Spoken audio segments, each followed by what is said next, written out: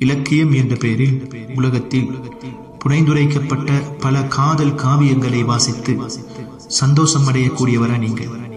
வாருங்கள், சற்று இஸ்லாத்தின் சீராவில் ஏராளமான சம்பவங்கள் இருக்கின்றன.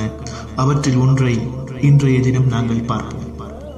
ஆம், ஜைனப் மற்றும் அபுல் ஆஸ் இப்னு ரபீ ரலியல்லாஹு அன்ஹுமா இருவருக்கும் இடையில் மலர்ந்த அன்பை, விரிந்த பரந்த பாசத்தை, உயர்ந்த உன்னதமான நம்பிக்கையை பற்றி நாங்கள் பார்ப்போம்.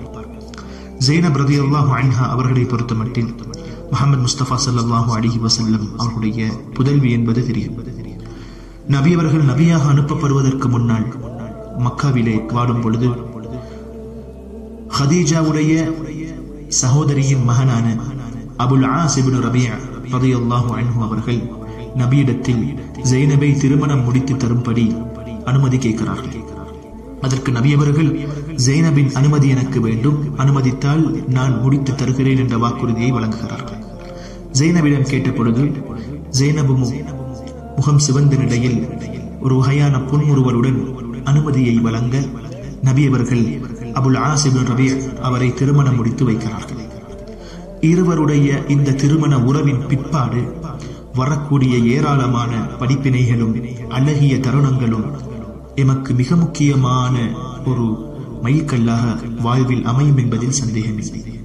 ஆம், வாருங்கள் பார்ப்போம். இருவரும் கணவன் மனைவியாக பிள்ளைகளுடன் சந்தோஷமாக வாழ்ந்து கொண்டிருக்கக்கூடிய ஒரு சந்தர்ப்பம்.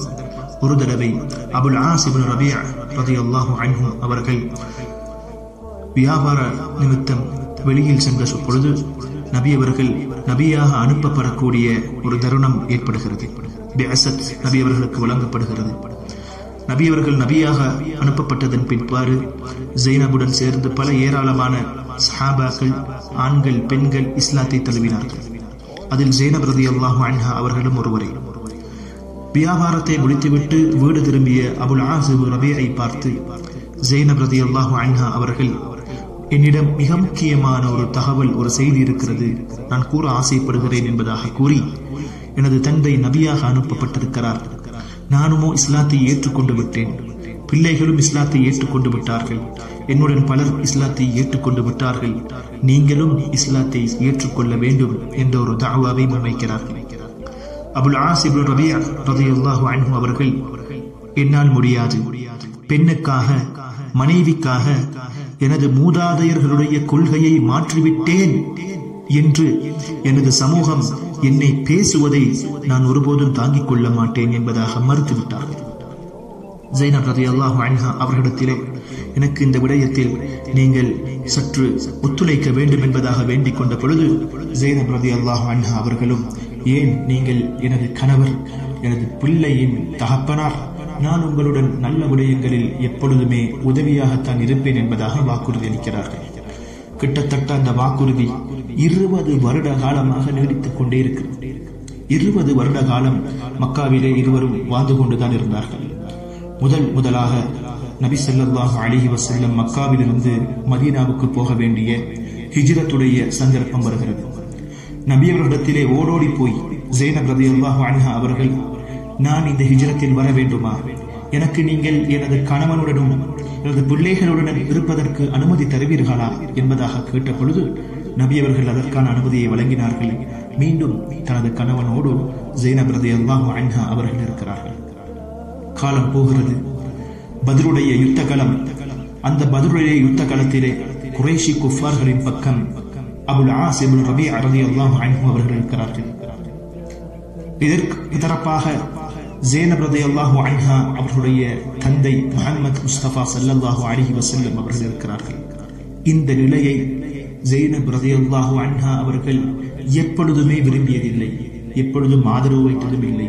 இந்த நிலையை அதிகம் பயந்து கொண்டே இருந்தார்கள். சந்தர்ப்பம் வந்துவிட்டது. இந்த சந்தர்ப்பத்திலே அல்லாஹ்விடம் முறையிடுகிறார்கள், அல்லாஹ்விடம் இறைஞ்சுகிறார்கள். பின்பு சொல்கிறார், எனது பிள்ளைகள் யதீமாக, அனாதையாக விடப்படுவதை அல்லது எனது தந்தையை நான் இழப்பதை அஞ்சுகிறேன் யா அல்லாஹ் என்பதாக கூறுகிறார்கள். யுத்தம் நடக்கிறது. சிறை கைதியாக அபுல் ஆஸ் இப்னு ரபீ பிடிக்கப்பட்டு நபி அவர்களிடத்திலே அவர்கள் ஒப்படைக்கப்படுகிறார்கள். பின்னர் இந்த கைதிகளை விடுவிக்கக்கூடிய படலம் ஆரம்பிக்கிறது. அதற்கு பகரமாக தெண்டம் கொடுத்து கைதியை விடுவிக்கக்கூடிய ஒரு நிலை அந்த சந்தர்ப்பத்திலே இருந்ததால் பலர் பலவிதமான முயற்சிகளை எடுத்து கைதிகளை விடுவித்துக் கொண்டு சென்றார்கள். ஸைனப் ரலியல்லாஹு அன்ஹா அவர்கள் தன் கைவசம் எதுவுமே வைத்துக் கொள்ளவில்லை. பார்க்கிறார்கள், கழுத்தில் இருந்த தனது தாய் ஹதீஜா ரலியல்லாஹு அன்ஹா அவர்களுடைய தங்க மாலையை கலட்டி அபுல் ஆஸ் இப்னு ரபீஉடைய சகோதரரிடம் கொடுத்து, போய் உமது சகோதரனை மீட்டிக் கொண்டு வாருங்கள் என்பதாக அனுப்புகிறார்கள். நபியவர்களும் பொருட்களை பார்த்து இது யாருடையது என்பதாக வினவி ஒவ்வொருவரையும் விடுவித்துக் கொண்டிருக்கக்கூடிய சந்தர்ப்பத்தில் ஹதீஜா ரலியல்லாஹு அன்ஹா அவர்களுடைய மாலை நபியவர்களுடைய கையில் கிடைக்கிறது. அதை பார்த்த நபியவர்கள் ஒரு கணம் அவர்களுடைய பழைய அன்பு நேசம் ஹதீஜா மீது வைத்திருந்த அந்த அளவில்லா அன்பு மீண்டும் அவரை அள வைத்தது, ஞாபகம் செய்ய வைத்தது. பின்னர் கேட்டார்கள், இந்த மாலை யாருக்குரியது, யார் இதன் மூலமாக விடுவிக்கப்படக்கூடியவராக இருக்கிறார் என்பதாக கேட்ட பொழுது அபுல் ஆஸ் இப்னு ரபீஉக்குரியது என்பதாக கூறினார்கள். அந்த மக்களை பார்த்து, சமூகத்தை பார்த்து, சஹாபாக்களை பார்த்து நபியவர்கள் கேட்கிறார்கள், உங்களுக்கு ஆட்சேபனை எதுவும் இல்லை என்று சொன்னால் அபுல் ஆஸ் இப்னு ரபீஉ ஒரு நல்ல மனிதர், உண்மையானவர், வாக்குறுதி மீறாதவர். அவரை விடுவித்து அவருடைய இந்த பொருளையும் அவரோடு அனுப்புவதற்கு நீங்கள் அனுமதிப்பீர்களா என்று கேட்ட பொழுது அந்த சமூகத்தில் இருந்த சஹாபாக்களும் ஆம் யா ரசூலல்லாஹ் என்ற அனுமதியை வழங்குகிறார்கள். அந்த மாலையை கொடுக்கிறார்கள், விடுவிக்கிறார்கள். பின்னர் சொல்கிறார், ஸைனபிடத்திலே நீங்கள் சொல்லுங்கள், இது ஹதீஜாவுடைய மாலை, இதில் பொடுபோக்காக இருக்க வேண்டாம் என்ற நபி அவர்களுடைய அன்பை, அங்கே ஹதீஜா மீது இருந்த அன்பை வெளிப்படுத்தி அனுப்புகிறார்கள். பின்னர் அபுல் ஆஸ் இப்னு ரபீஉ ரலியல்லாஹு அன்ஹு அவர்களை கூப்பிட்டு அழைத்து சொல்கிறார், அல்லாஹு தஆலா முஸ்லிம் காஃபிர் இருவரும் தம்பதியர்களாக இருந்தால் பிரித்து வைக்கும்படி என்னிடம் கட்டளையிட்டிருக்கிறான். அந்த வகையில் ஸைனபை என்னிடம் மீட்டி தந்து விடுங்கள் என்பதாக கேட்ட பொழுது அபுல் ஆஸ் இப்னு ரபீஉ, பிரச்சனை அல்ல யா ரசூலல்லாஹ், பிரச்சனை அல்ல, தாராளமாக எடுத்துக் கொள்ளுங்கள், மீட்டிக் கொள்ளுங்கள் என்பதாக சொல்லிவிட்டு மக்காவுக்கு செல்கிறார்கள். மக்காவுக்கு சென்ற அபுல் ஆஸ் இப்னு ரபீஉ ஸைனப் ரலியல்லாஹு அன்ஹா அவர்களை பார்த்து, இதோடு எல்லாம் முடிந்து விட்டது, நீங்கள் செல்ல வேண்டிய சந்தர்ப்பம் வந்துவிட்டது, நீங்கள் உங்களது தந்தையின் பக்கம் சென்று விடுங்கள், அங்கே அந்த கட்டளை பிறப்பிக்கப்பட்டதாக கூறியிருக்கிறார் என்பதாக அந்த பிரிக்கக்கூடிய சட்டத்தை சொல்லி ஸைனப் ரலியல்லாஹு அன்ஹா அவர்களை பிள்ளைகளோடு மதீனாவுக்கு செல்ல வேண்டிய ஏற்பாடுகளை செய்து கொடுக்கிறார்கள். ஸைனப் ரலியல்லாஹு அன்ஹா அவர்கள் மதீனாவுக்கு வருகிறார்கள். மதீனாவுக்கு வந்த பிறகு கிட்டத்தட்ட 6 ஆண்டுகள் பல பெரும் பெரும் சஹாபாக்கள் திருமணம் முடிப்பதற்கான பல பேச்சுவார்த்தையில் ஈடுபட்டுக் கொண்டே இருந்தார்கள். எந்த பேச்சுவார்த்தைக்கும் எந்த அனுமதிகளுக்கும் காது சாய்க்காமல், செவி சாய்க்காமல் அவற்றை தட்டிக்கொண்டே இருந்தார்கள் ஸைனப் ரலியல்லாஹு அன்ஹா அவர்கள். ஏன்? அபுல் ஆஸ் இப்னு ரபீஉ இஸ்லாத்தை ஏற்று என் கணவனாக மீண்டும் வருவார் என்ற ஒரு நம்பிக்கை தான் இருந்தது. ஒவ்வொரு கட்டத்திலும் ஸைனப் ரலியல்லாஹு அன்ஹா அவர்கள் நீங்கள் இஸ்லாத்தை தழுவிவிடுங்கள் என்ற தஅவாவை வழங்கிக் கொண்டே இருந்தார்கள் ஆரம்பத்திலிருந்து. அந்த எந்த அழைப்பிற்கும் அபுல் ஆஸ் இப்னு ரபீஉ சரியான பதில் கொடுத்ததே கிடையாது. இப்ப மதீனாவுக்கும் அவர்கள் வந்து விட்டார்கள். மதீனாவுக்கு வந்து கிட்டத்தட்ட 6 ஆண்டு காலத்துக்கு பிற்பாடு அபுல் ஆஸ் இப்னு ரபீஉ வேறொரு வியாபார நோக்கத்துக்காக வேண்டி வேறொரு ஊருக்கு சென்ற சந்தர்ப்பத்திலே மதீனாவில் இருந்து ஸைத் இப்னு ஹாரிஸா ரலியல்லாஹு அன்ஹா அவருடைய தலைமையில் ஒரு கூட்டத்தை அனுப்பி அந்த சமூகத்தை முற்றுகையிட்டு கைதிகளாக பிடித்துக் கொண்டு திரும்ப மதீனாவுக்கு கொண்டு வருகிறார்கள். மதீனாவுக்கு கொண்டு வந்து சிறை கைதிகளாக வைத்த பொழுது பொருட்களுடன் அபுல் ஆஸ் இப்னு ரபீஉ அதிலிருந்து தப்பி ஸைனப் ரலியல்லாஹு அன்ஹா அவர்களுடைய வீட்டில், மதீனாவில் இருக்கக்கூடிய அந்த வீட்டில் கதவை தட்டி, எனக்கு நீங்கள் பாதுகாப்பு தர வேண்டும் என்பதாக கேட்ட பொழுது, தாராளமாக தருவேன், வாருங்கள், நீங்கள் எனது தாயின் சகோதரியின் மகன், எனக்கு நீங்கள் உறவுக்காரர், வந்து இருங்கள் என்பதாக அனுமதி கொடுத்துவிட்டு சுபஹுடைய நேரம், சுபஹ் தொழுகைக்கு அவர்கள் ஆயத்தமாகி சஹாபாக்கள் நபியவர்கள் எல்லாருமே தொழுகையை முடித்துவிட்டு இருக்கக்கூடிய சந்தர்ப்பத்திலே ஒரு சத்தம் கேட்கிறது. நான் அபுல் ஆஸ் இப்னு ரபீஉக்கு பாதுகாப்பு வழங்கியிருக்கிறேன் என்பதாக ஒரு சத்தம். ஸைனப் ரலியல்லாஹு அன்ஹா அவருடைய சத்தம் தானே இது என்பதாக நபியவர்கள் கேட்க, ஆம் யா ரசூலல்லாஹ் என்பதாக கூற, அங்கே போய் பார்க்கிறார்கள், அபுல் ஆஸ் இப்னு ரபீஉ இருக்கிறார்.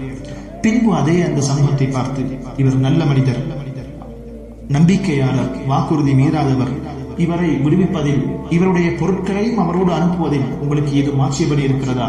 இருந்தால் பிரச்சனை அல்ல, அவ்வாறு இல்லை என்று சொன்னால் அனுமதி தருவீர்களா என்பதாக அனுமதி கேட்ட பொழுது நபி ஸல்லல்லாஹு அலைஹி வஸல்லம் அவர்களுக்கு அனுமதி வழங்கப்படுகிறது. பின்பு அந்த பொருட்களோடு அபுல் ஆஸ் இப்னு ரபீஅ கிளம்ப ஆரம்பிக்கிறார். அப்பொழுதும் இஸ்லாத்தை தழுவுவதற்கான அழைப்பு ஸைனப் ரலியல்லாஹு அன்ஹா அவர்கள் கேட்கிறார்கள். அதற்கும் பதில் வழங்கவில்லை.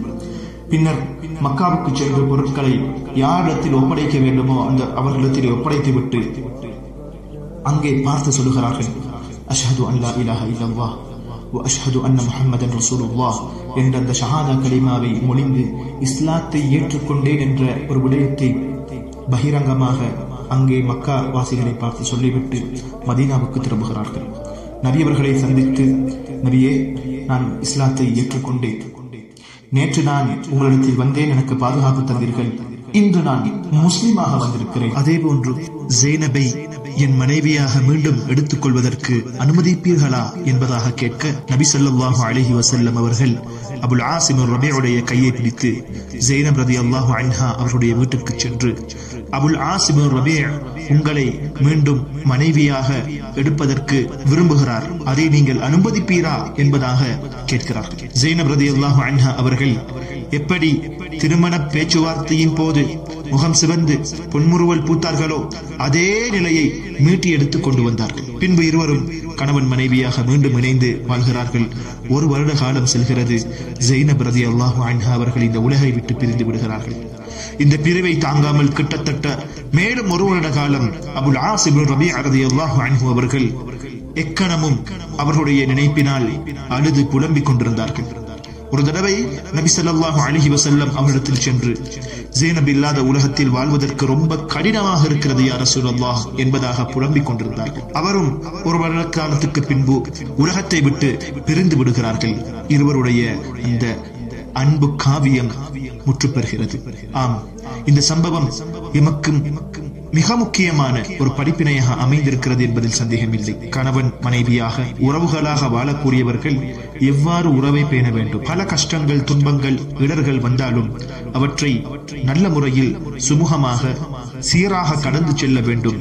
முடிவு நிச்சயம் நல்லதாக அமையும் என்ற ஒரு நேர்மறையான சிந்தனையோடு வாழ்வில் வாழ பழக வேண்டும். அதன் மூலம் வெற்றி பெறலாம் என்பதற்கு இது மிக முக்கியமான ஒரு எடுத்துக்காட்டு என்பதில் எந்தவித சந்தேகமும் கிடையாது.